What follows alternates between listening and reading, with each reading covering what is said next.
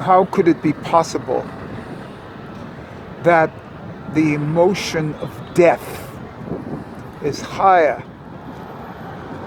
deeper, more profound than the emotion of life? Or the death is higher than life?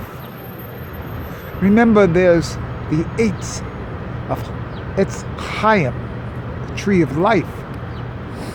But in the Ein Sof, there's an Atzmutz of Ein Sof. That Atzmutz is the tree of death. Eitz Mavet, death. So that the absolute essence, there's a tree of death that's higher than the tree of life.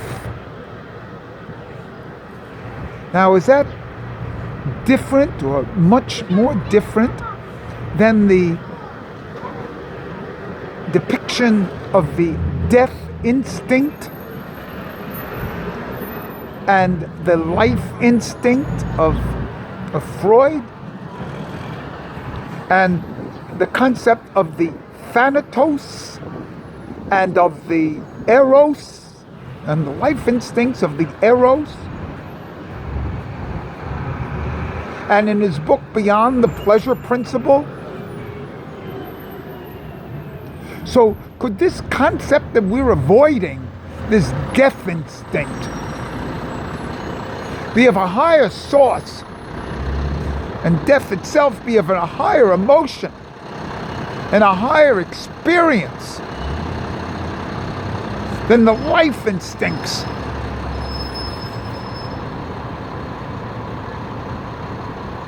And when you look upon the world as it's been,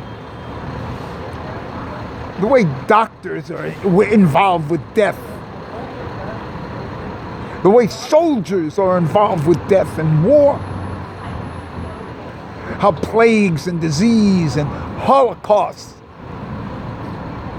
are involved with death,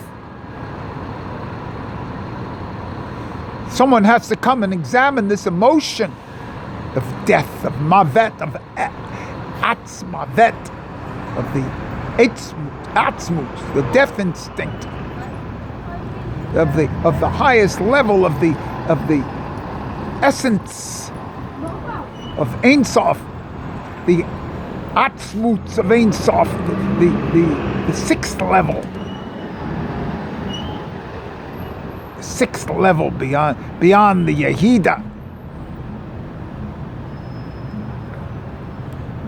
That's what, quite frankly, that's what has to be examined now. And that's what can be examined on Tu B'Shvat. Especially this year when we have I think of a total solar eclipse.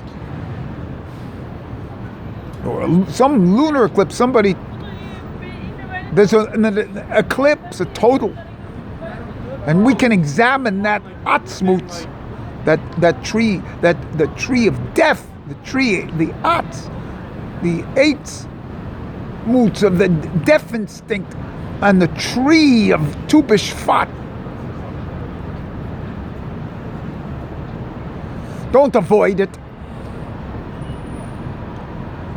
Celebrate it and examine it. There's a tremendous amount of essence that still is left to be examined, and how it's been avoided by the positive thinking and the pleasure principle and the physical world. But the essence of the physical world is death.